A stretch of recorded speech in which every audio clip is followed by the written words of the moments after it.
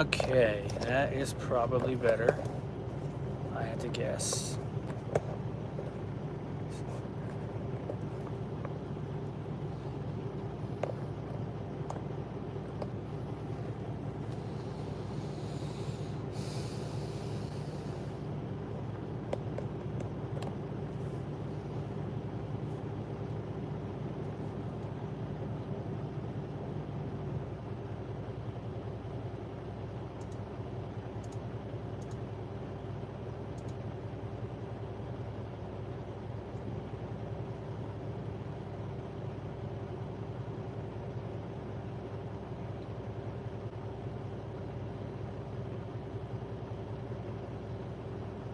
Okay, that's probably better. You can probably see me a lot better now. Am I good now? All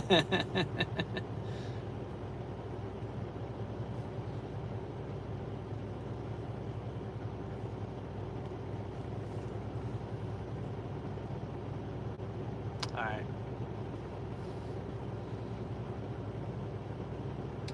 Hopefully I can see the chat. Okay, yeah, that does look better, but trying to see.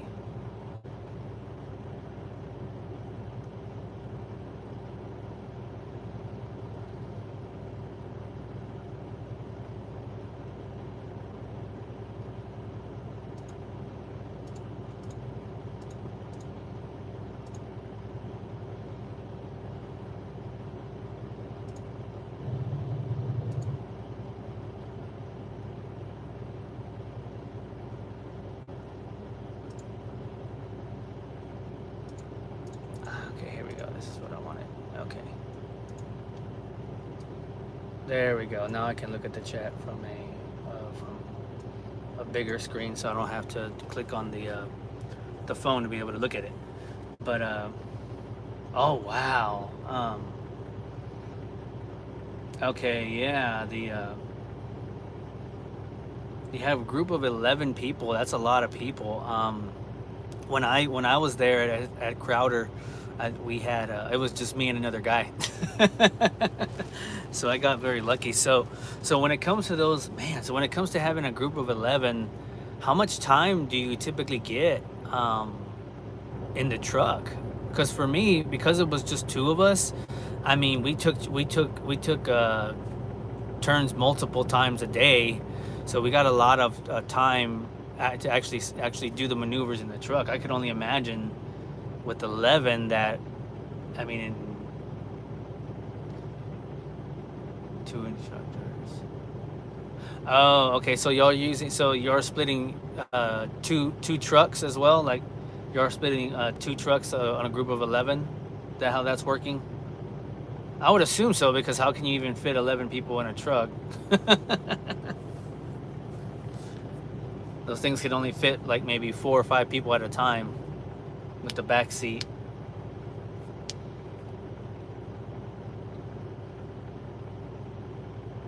Hey, thanks for the feedback, Samuel. I'm glad it's looking a lot better. Ah, okay. Well, then that's a little bit better. Um, so how are you feeling after that first week? Are you feeling pretty good about things, or how are you feeling? To answer your question on that, Samuel, for me personally, I haven't seen the effect of that. I still get, on average, as long as I'm willing to roll, I'm still getting 25 to 3,000 miles a week. Um, so I'm not really seeing a big difference in that as far as right now is concerned.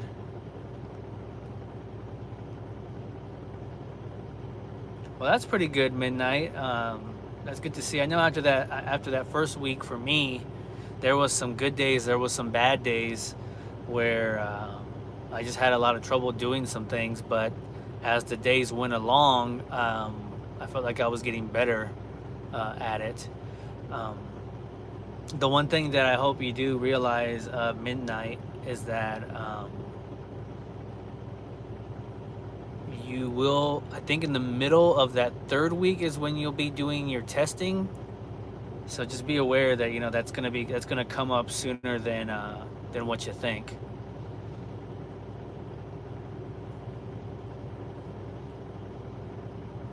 And I'm just gonna assume that the school's probably gonna be closed on Memorial Day.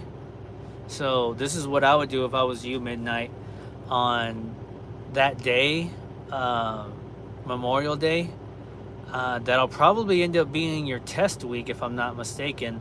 So what I would do is on that Memorial Day, I would use that. I wouldn't even think of it as a holiday for yourself. What I would do is I would go out to the truck and I would do a full entire pre-trip.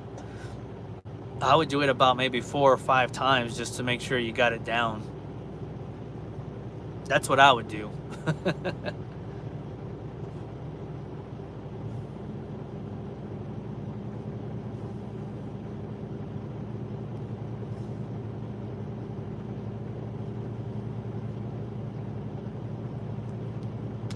And Samuel, just to clarify a little bit more, um,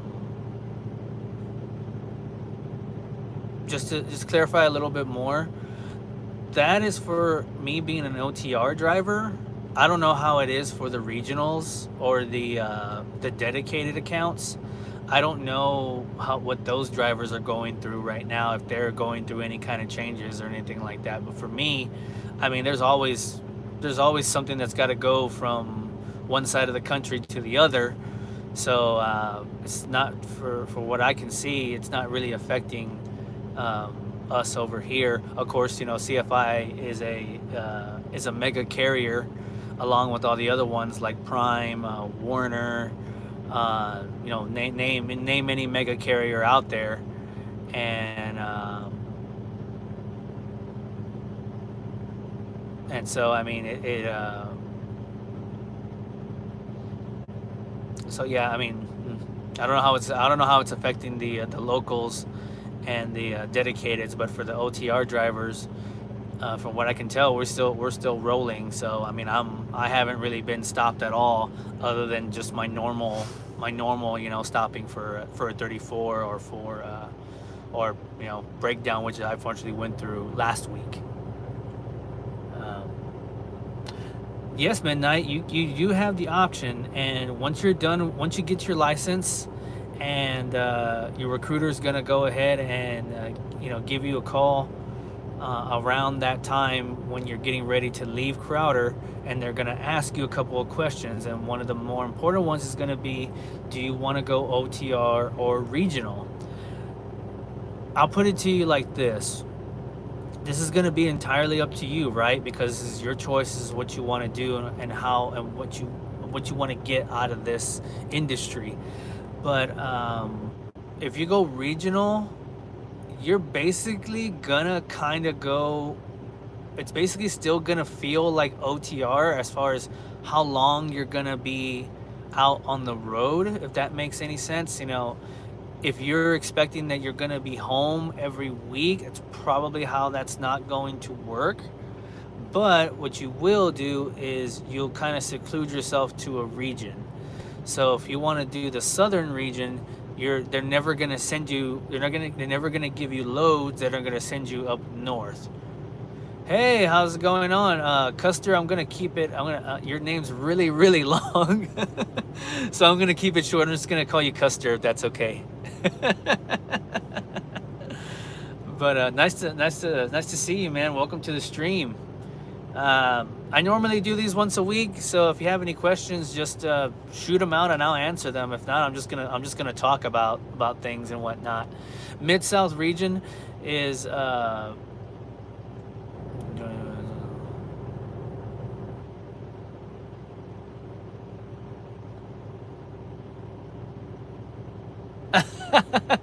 I got a fun. I want to answer your question in a long way, Samuel. But it's funny because I got a funny story about that whole thing. So I had an idea when I was coming on to CFI that, I mean, I knew a drug test was coming. I knew that was inevitable, but I didn't know that they were gonna do a hair follicle. I kind of thought about it, right? But I wasn't sure. So not to get too like TMI about everything, but I'm a person that I like to groom myself. Like I like to keep a good grooming regimen as far as my as far as my face is concerned and my body is concerned and just my general top of my head. So as this time's approaching for the hiring process, I don't know exactly what day I'm gonna go to take this drug test because they don't do that because if you know what's coming, then typically you can try to cheat the system. Anyways, so when I get the go ahead to go and take my drug test, I get there, and I mean I haven't gone to the bathroom, so urine is not gonna be a problem. But then they tell me we need some hair, and I'm like, oh hell. The I think like the day or two before, I had I got a haircut, which I usually cut my hair very short. Right now it's pretty long. This is long to me, but I usually cut it pretty short. I usually get like a one, so it was pretty short. And then as far as my body was concerned, it looked like this because this is like I groomed it, so I manscaped or whatever. So everything was really I was like, they were like, do you have anything on your arms? And I was like, well, this is what I got. And they're like, those are not long enough. And I was already thinking to myself like, well, shit, like like I don't want to come back. I don't want to like, I'm gonna have to wait for 2 weeks for hair to grow out just so that I can get this done.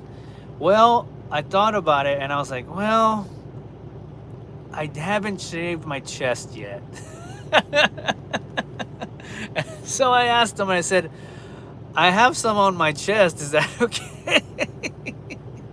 So there I am, and lifting up my shirt and exposing, and I just went ahead and took off my shirt, and she literally took, and she got a razor out because you can't be the one. You can't be the one to shave it yourself. They got to do it. They got to shave it off or cut it or whatever. So she pulls out this she doesn't pull out a Gillette Mach 5 with the lubricants on it that's real nice, that feels nice. No, hell no. It's like the single blade super medical plastic cheapy one that it's gonna hurt like a motherfucker once it hits your chest. So there she is, and no shaving cream or nothing. She just grabs that, she just takes it out of the thing and is like, all right, I need to take out some. And I'm here thinking like, all right, they're just gonna do like a thing, right? And like maybe like one, and then she's just gonna grab it and she'll be okay. Hell no. She like took the whole, like she went like this. She like took the whole patch of this right here, right in the middle of hair that I had there on my chest. And she kind of took all that hair, wrapped it in the little wrapper thing or whatever, the tester thing, and then we were good to go. So I had a big old like patch right here in the middle of my chest, just of no hair, and it hurt. Like it hurt. It burned so bad. Like I got really bad razor burn from that. So it was a lesson learned that if you have a feeling that you're coming up on any kind of a drug test, don't get your hair cut.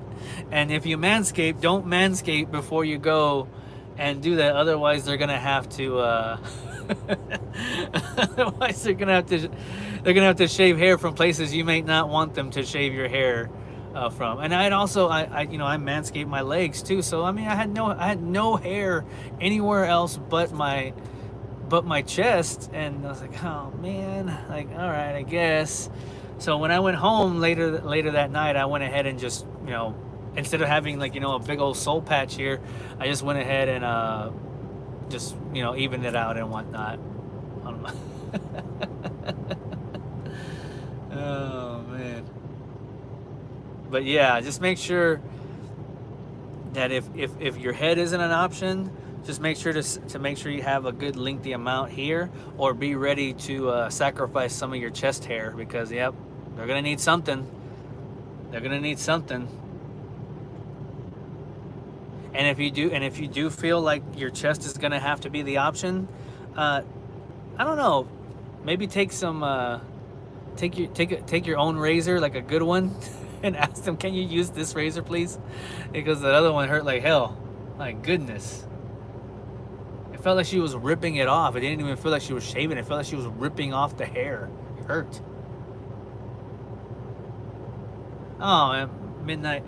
There are some people that tell me that, and that say, that I'm an inspiration and stuff like that. To this day, I still don't know how to take those things. I don't want to look at myself as an inspiration because I don't know. It just makes me feel weird. But I appreciate the words, and I'm just trying to spread the good word and trying to give people an insight into like a real true experience in how this all is. One of the things that I hated the most, and this is not to talk about everybody on this platform, but there are some people on this platform that I feel don't tell you like it is, and they sugarcoat a lot of things. And I find that out because when I get in and I start doing things on my own, I'm like, they didn't say that it was gonna be like this, or they didn't say it was gonna be like that. And they left this big part out when they're over there showing you their awesome things that they got going on and stuff like that. And I'm like, man, like I wish that there was. I mean, and there's a lot of them out there on this platform, a lot of other YouTubers and whatnot that are real, and I appreciate every single one of those people that are real and that tell you like it is and that really give you the true insight. And so that's something that I want to do as well. I want to give just the true and honest heart to heart insight.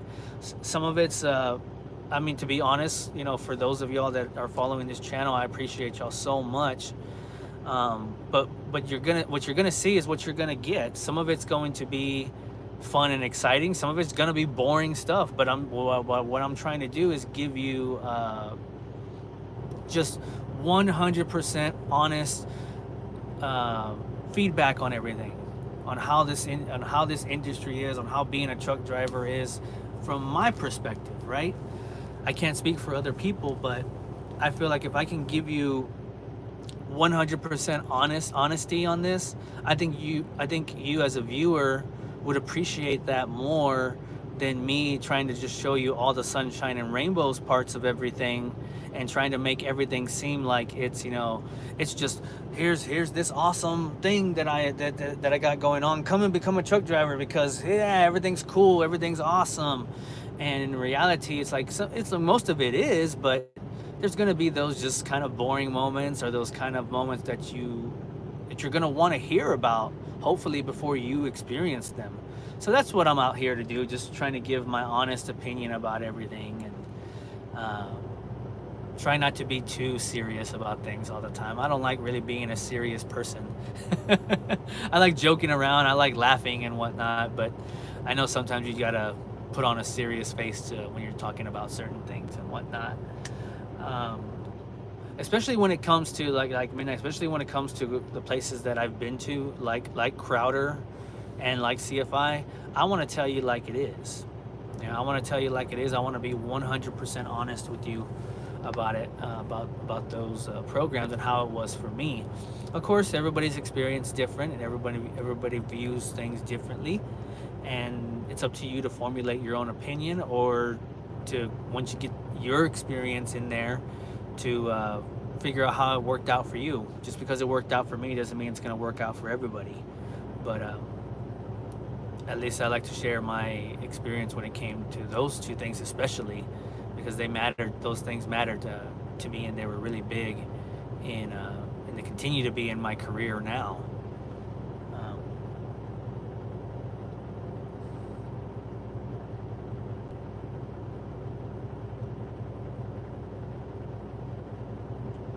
I appreciate that, Samuel. Riding with Dave is so huge. He's one of the big boys on this platform, and I did watch a lot of his content early on, and it did. And he was one of the ones that I watched and paid a lot of attention to when it came to deciding where I wanted, whether or not I even wanted to be a truck driver in general. CFI, well, I knew he was working for CFI. I knew that Trucker Avocado at the time was working at CFI, and at the time also Alex the trucker, the trucking guy, was also working at CFI at the time. And when I saw all these people working at CFI, it just made sense to me to think about, well, maybe I should consider them, because these guys seem to be making a pretty good uh, living out there. And I'm not talking about necessarily money. I'm talking about just that they seem to be having fun doing this out here.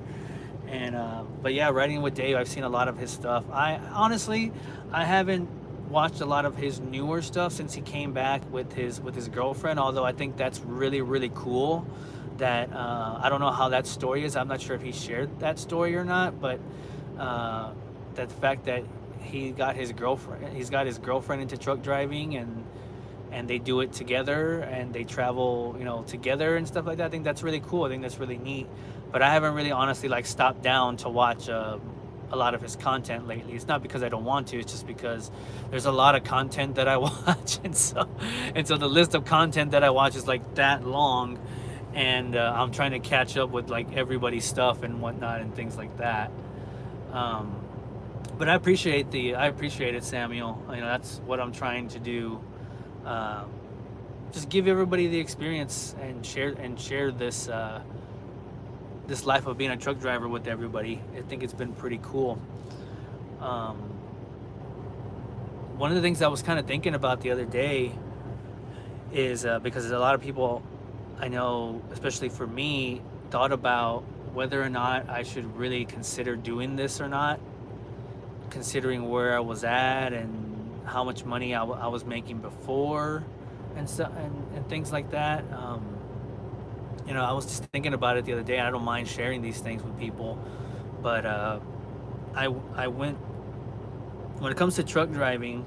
One of the things you have to realize and know is that you're gonna have to put in a lot of time to make money at the beginning. Throughout your maybe first or second year of truck driving, you're going to have to put in a lot of time and a lot of hours. It's just how it goes. And so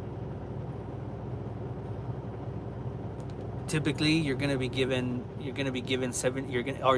it's just regulation is you're going to be given 70 hours a week to drive and work. You get 11 of those a day are for driving. The rest is just your on-duty work, which is waiting for loads and waiting to get loaded and unloaded and blah blah blah and all that other fun stuff. And so, but typically, you're going to use almost all of those hours in a week. You're never going to, at least OTR, you're never going to just work 40-hour work weeks are gone. You're never going to work 40 hours a week. You're always going to work more, or drive or whatever, more than 40 hours a week. And one of the things that I do, especially for those of y'all that are coming in or thinking about coming into it, I think it's very important to make sure when you're trying to figure out if you want to be a truck driver, that there is money to be made in this industry, but you're going to have to put in the time and the effort for it, and more than usual. But let me explain it to you this way, just real quick. Is that for me, I used to work at a job where I was making $60,000 a year. For me, that was pretty good. $60,000 a year, working 40-hour work weeks, your general Monday through Friday with weekends off kind of thing, 14 days of paid vacation and whatnot. Here's the difference, though, between why I like doing this more, even though I have to put in almost double the time per week versus what I was doing then. The biggest difference is that I was making $60,000 a year. However, when I'd come home after those 40-hour work weeks, I'd feel like crap.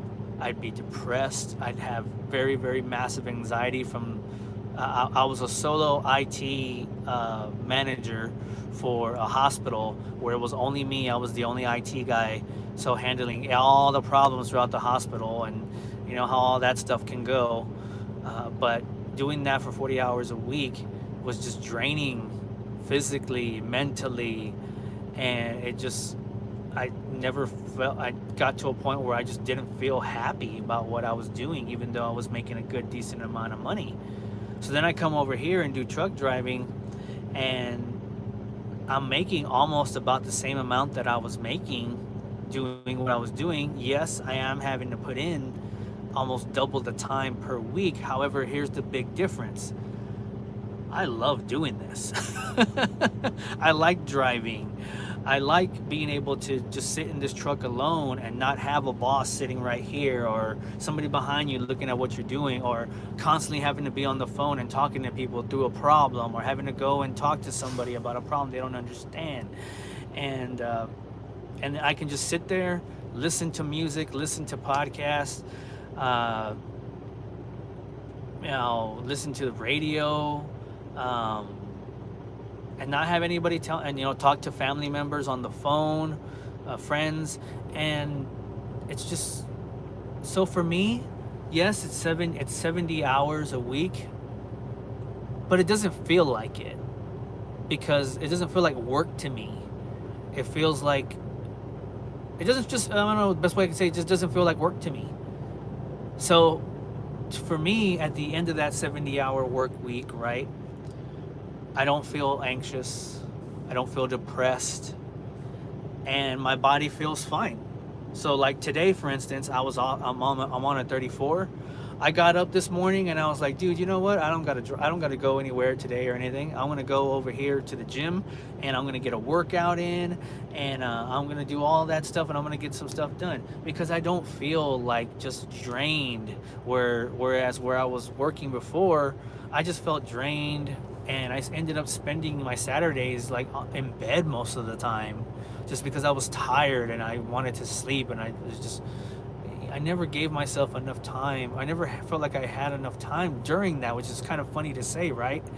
40-hour work week, and I still feel like I didn't have enough time to like decompress and like get myself like rejuvenated. And out here, I'm putting in 70-hour work weeks, if you want to call them that, and I don't feel drained. I don't feel depressed. Like I feel great. And I don't know if that's how it is for everybody, but I think that's something very important to understand, that if you're gonna look at trucking from a numbers only, then maybe this isn't for you.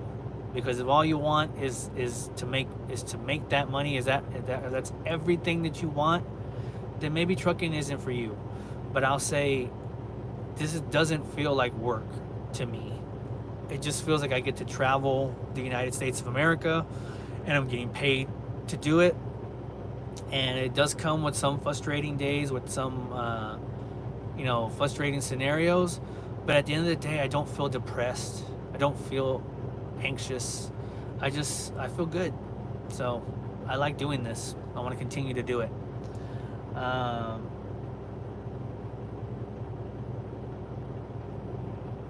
Okay, I'm assuming Midnight is talking about the road test.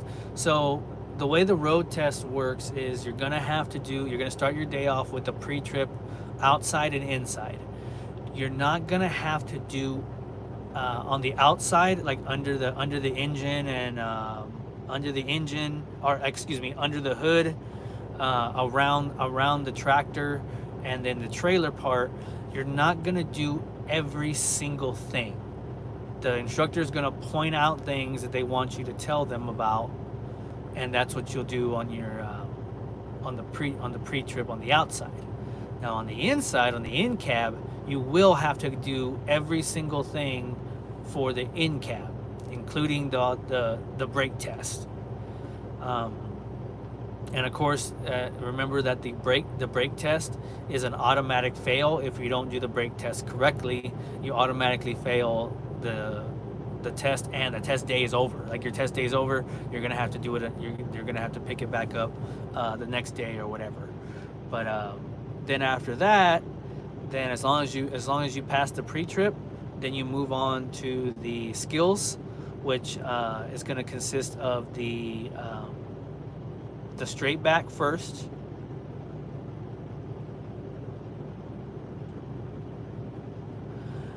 That is hey John, nice to see you, man. that is correct. I'm giving the perspective because especially for midnight, he's going to Crowder in Missouri. So this is how it's done in Missouri. That's good to know though that for other states it's different.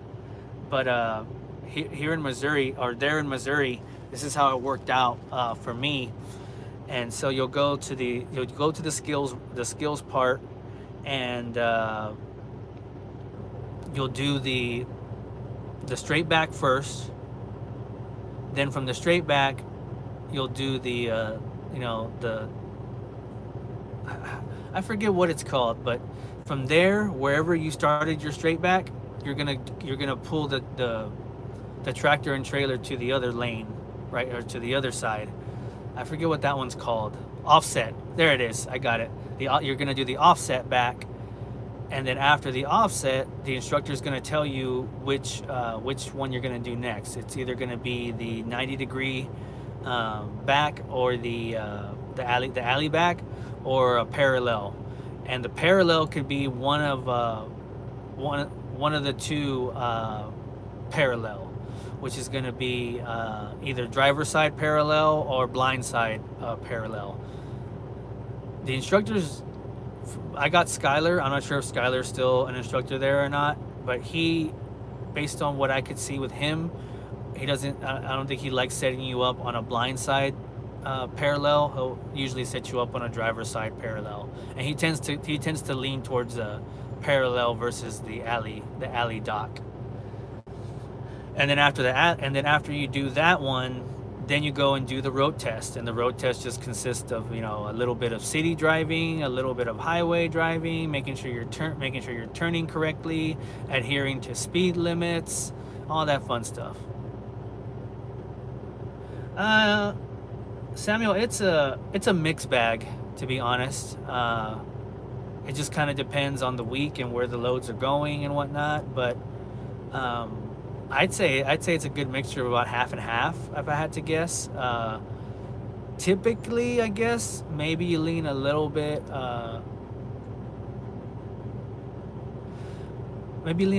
more towards dropping hooks, just because it's more common that you're going to be dropping off at distribution centers. So if you're dropping off at a lot of DCs, typically you will just do dropping hooks, but you do a fair share of live loads. Personally, obviously, I prefer dropping hooks because you get in and get out. Those are the nice things about dropping hooks. Live loads are obviously, sometimes they'll unload you in 30 minutes. Sometimes it takes. John, I want to say that I think me and you, just on a comment thing, I think we've had a conversation about this before, and Randy at Crowder, man, I'm really sad that me and you had two differing experiences with him, because I actually liked him. I don't know. I guess he's just not everybody's cup of tea, or I don't know, but then again, I didn't have anybody else to compare him to, but. I don't know. I could see where, depending on maybe class size, that maybe Randy wouldn't be so great if the class size was bigger. My class size was only 2 people, so maybe it was easier for him to just deal with us 2 versus maybe like 5 or 6 people. I don't know. But for me, me and my roommate, we both had Randy. And I thought he instructed us pretty well. I don't know. That's just my experience. Of course, like I've said before, everybody's experience is different. Everybody feels differently about how they're taught or how they learn, and the people that teach them. Just because I liked Randy doesn't mean somebody else is gonna like Randy.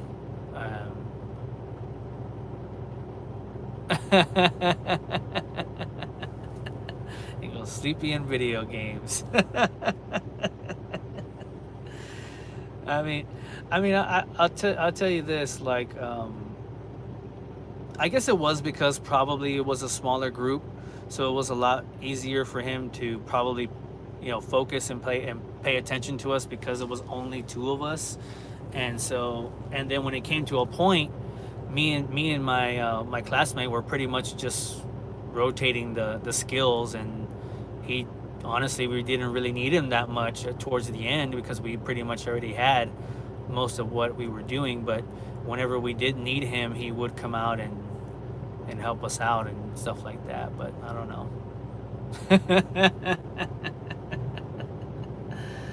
Oh man. He did have his days, I will say that. He did have his days where he probably could have been a little bit more hands-on, or that he just seemed kind of like he wasn't really into it during that time or what. But for the most part, he seemed all right. He seemed like he was steering us the right way. I appreciated that. At the very least, it didn't seem like he was doing things to make us fail, if that makes sense. All right, or that he didn't really give a crap whether we failed. I mean, I'm pretty sure he didn't really care that much if we failed or not, but it didn't seem like he was doing what he was doing to put us in a position to fail. And we didn't. I mean, me and my classmate both passed, so we didn't fail. So I do appreciate him for that.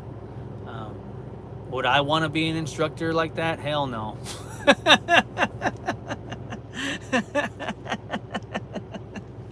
I don't think I'd want to be an instructor. It sounds like not a fun job. I stayed in the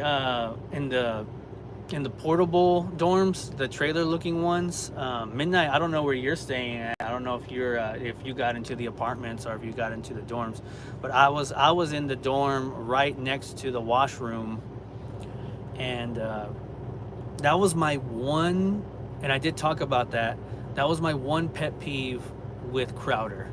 I absolutely hated the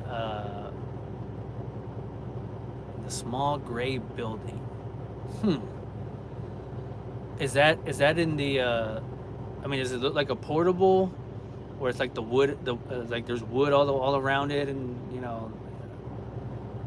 you're really close to the parking lot? Okay, so you got the apartment experience. I got the dorm.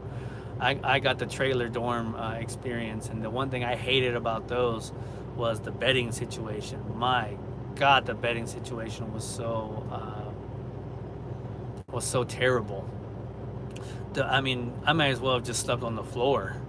Those beds were awful, and I let them know. I let them know about it in the after course review that you have to do and stuff like that. I made sure to put in those notes. I made sure to put in those notes that I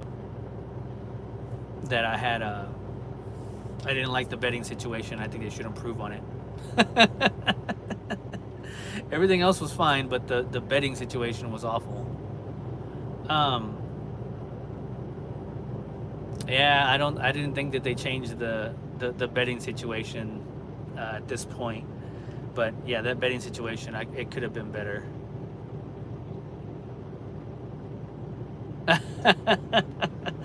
Well, I guess it is what it is, right? I mean, I tried not to complain too much because, I'm technically not paying for it. I mean, I know I'm working for it. I'm working for it, having to work with the company for a year, but I didn't have to pay out of pocket for it. So I guess, there's not a lot you can complain about, but I would have liked to have had better nights of sleep. I'll tell you that. Yeah, I mean, that's exactly how I look at it. It is what it is. You just make it work, because you just got to last through 3 weeks, or you just got to make it work for 3 weeks, and if you can get through it for 3 weeks, you'll be good to go. But I will say, I'll say this: if I was paying, and because some of those people that are there at Crowder, they're not with CFI. They're students that actually have paid tuition to go and do the trucking school. They're just not, they pay for it on their own. And if I was doing that, if I was paying a board and tuition out of pocket, I'd be really pissed about the bedding situation. I'd be like, I'm paying this much for this? Are you kidding me? Like, you can't put a better bed in here? Like, come on now. But because I wasn't the one paying for it, you know, like, it is what it is. um, Samuel, early on in this channel, if you go kind of towards the beginning, I did do a small I did do a truck tour when I first got into the truck. Of course, that was almost that was almost 6 months ago. And of course, you know, during the course of living somewhere for 6 months, that does change a little bit. So like it's changed a little bit, but it hasn't changed that much, to be honest. I mean, do you want a quick live tour now? I can move this camera around and we can do what's his name, Bill O'Reilly. We can do fuck it, do it live. Why not? If you want, I don't mind. You know, we can just move the camera around. It's not, you know, this space is not very big, so it's not going to take me long to give you a quick tour of it. If that's what you want. I'm for the viewer. You know, you're my viewer, so I'm here to treat you. So if that's what you want, that's what you get. I mean, why not? I don't really have anything much left to talk about at this point, so why not? Let's go ahead and do it. So let me just make sure there's not anything. Let me just make sure there's not anything I don't want you to see. Nah, I'm just kidding. I mean, it's not bad in here. I've seen worse trucks, to be honest. Like, people inside of their trucks, I'm like, oh my god, what the hell are y'all doing? Okay, well, let's see. Let me go ahead and get this all situated here. I think I can flip the camera. Okay. All right, so let's flip the camera. Cool. All right, so this shouldn't take me very long. This is what the front of my truck this is what the inside, as soon as you open the doors here, will look like. So as soon as you get into the inside, you're gonna have, you know, the front of your cab. Not bad as far as spacing is concerned. At this point, I've used I used kind of the ground over here to kind of just put my everyday bag there and my drinking water over there on the floor. I use the passenger seat just as stuff that I kind of need to be able to grab really quickly, whether it be my headset, my caps, and my notebooks and whatnot, or like my notepad and stuff like that. I keep that handy over here just so that it's easy for me to reach and whatnot. Right here in the middle is where I usually have my snacks. So I keep all my snacks here in little crates and whatnot. I keep those there.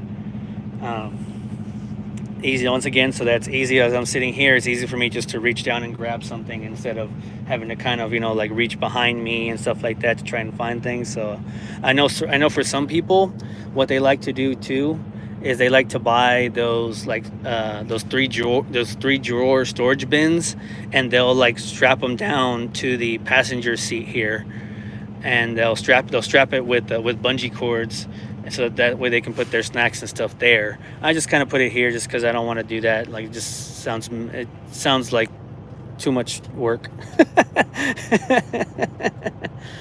And then the inside of the truck, you get a lot of storage space. I mean, I will say that you got storage space up top, storage space here, storage space over there. You got a storage space up here. I keep all my paper and cleaning products up here. I keep winter stuff up here, like jackets, gloves, hoodies, my vest and stuff in this one over here. That's pretty much the front. And then of course in the glove compartment, I keep all things that I can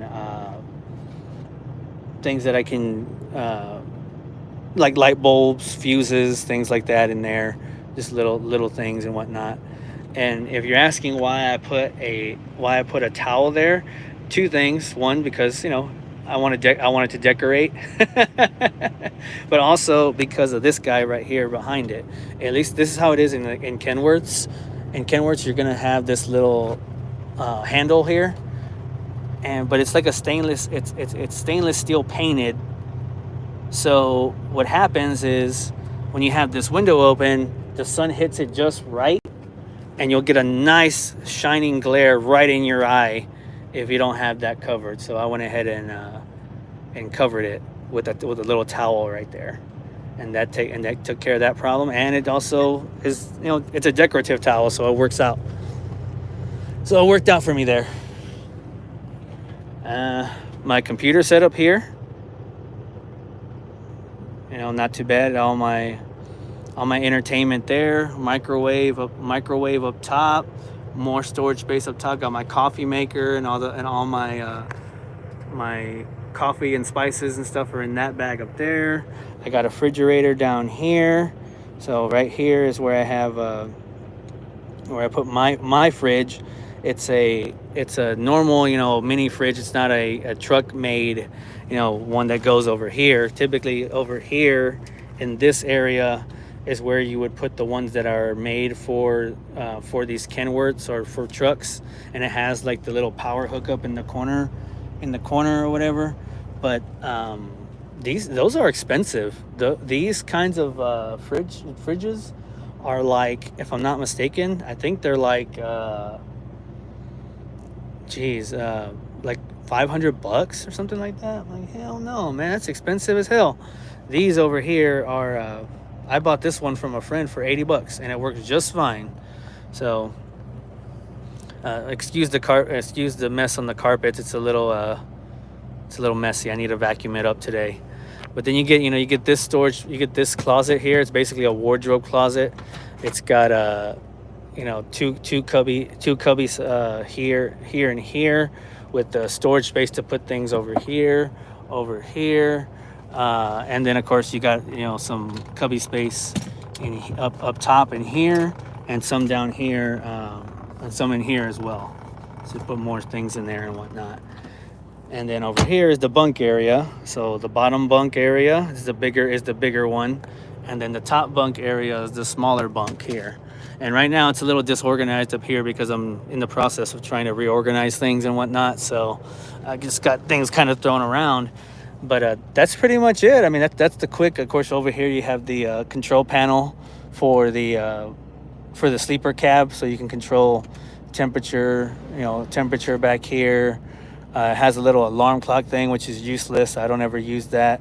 A button here to lock the doors. If you forget to lock them up front, you can lock them up here. In-cab lights on and off. The lights for under here turn on. If you pick this up, you can turn the lights on down there, because you can lift this up, this mattress up, to get to the storage under the truck or under the cab. If you want to, it's up to you. The bunk heater controls are right here. It does work. I have tested it out before.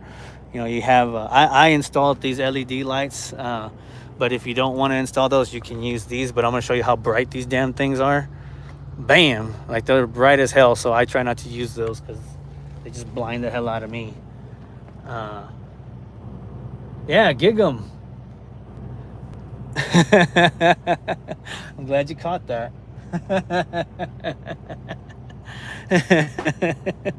That's where I went. I went to Texas A&M. I think I got A&M bag here. I got an A&M bag down here. Yep, good old Texas A&M. I tell you what. But and then of course you got the cubby here that you can put things in right here. But that's pretty much it. I mean, that's the quick kind of just not really going into too much detail. Try not to go into too much detail on a tour, but that's pretty much a truck tour.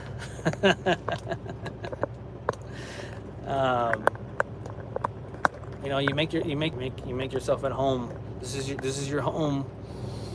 you know, typically this is your home, you know, for 6 to 8 weeks at a time sometimes. So make it feel like it. That's the way I feel about it. Make it feel like that. I am from Texas. I'm from San Antonio, Texas. Born and raised, Southern Texas boy. And I went to college in College Station, and I ended up living in College Station for 10 years before moving back home for moving back home. I mean, I still live at home, but now obviously I'm on the road more often than I am at home. But San Antonio is my home. That's where I'm from. Born and raised. On the playground is where I spent most of my days.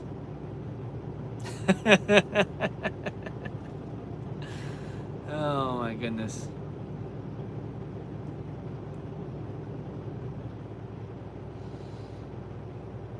Personally, I mean, I like it. I like you said, I can't personally compare because I haven't been in anything else. I haven't been inside of it. I mean, I've seen like videos and things of the Volvos and the Freightliners and internationals and stuff like that. But I haven't physically been in them and obviously like driven them to see what the difference is between them. But I personally like the T680s. I'll tell you this, I did get to go inside of a new generation one, a 2023, and I cannot wait. And I'm just crossing my fingers and hoping that it's going to happen sooner than later, that they're going to put me in a 2023. Those are immaculate. Those are beautiful, inside and out. If you haven't seen what those look like at this point, I think Kenworth has like a tour of them on their YouTube channel. I don't think CFI put anything on there as far as like being able to see inside of one and whatnot, but they are very, very, very nice. Yeah, everything is digital now on the new ones. The nice thing about the digital displays, in my opinion, is that you do get the gas mileage estimators, which is always nice. It kind of helps you estimate how many miles you have left on your fuel capacity. Although always take those with a grain of salt. They're not always correct. But hey, it's better than trying to make those judgment calls all the time. I'll tell you that much. And then the other thing I like about the new ones too is that you have the steering wheel controls. Oh my God, what I would kill right now to have steering wheel controls for like music and stuff like that. Right now, the way that it is, if you want to change like a track or you want to change the song or whatever, or you want to change the volume, you have to reach down to the actual dial or the actual up and down buttons on the radio itself. And sometimes that could be kind of annoying because the radio's not right. Your steering's right here, your radio's not right here, it's down here. So you have to be like this, like next song or next thing. Being able to have those controls right there, that would be super nice to be able to have those controls there, as well as the cruise controls are on the steering wheel now versus you having to click the dial on there. The other two things that I like on the new 2023s, as far as like electrical and mechanical goes, because just from a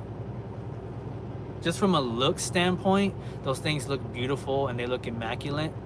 But what I do like about those as well is is that it has a sliding fifth wheel. So that's pretty cool. It's got a sliding fifth wheel, and it's got the fifth wheel lock.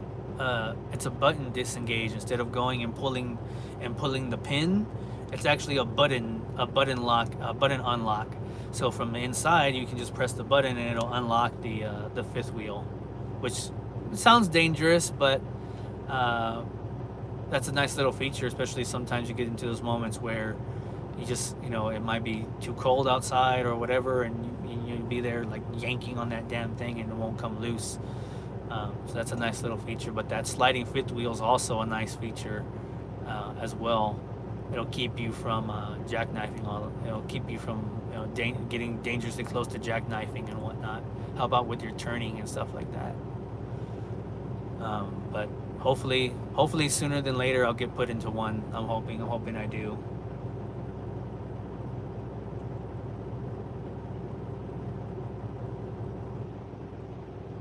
That's one of my favorite places, Samuel. I love that restaurant, and I know it's kind of like it's become a lot. It's become a lot more gimmicky over the last couple of years because it is a tourist attraction. But the food's still good, and the bakery is on point. Like I still like going to that place every now and then. It's a bit of on the expensive side just because it is a tourist attraction. But I'll tell you, I mean, you know better than anybody in I mean, I don't know if you know, but in San Antonio, good Mexican food is right around the corner. If I get a new gen, which I'm really hoping that I do, then I'm definitely gonna do a whole video series on it and stuff like that because I think it would be nice for people to see what you could potentially be getting into as you come on board here. Another thing about those new gens, just really quickly, is they come with fridges now. That is, to me, one of the biggest things. They come with the fridge already, so you don't have to provide your own fridge anymore. If you get a 2023, it comes with the fridge.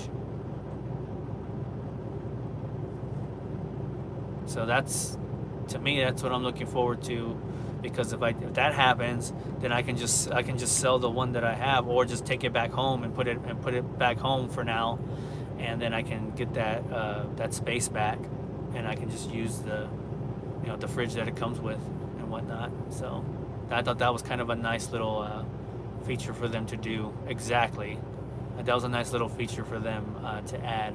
So that's what I. So with that being said, just a final thing on that is, for those of you that are thinking about coming on board, or that are in the process of coming on board, you're more than likely going to start off with a older truck. It's probably going to be a 2018, 19, or 20, more than likely.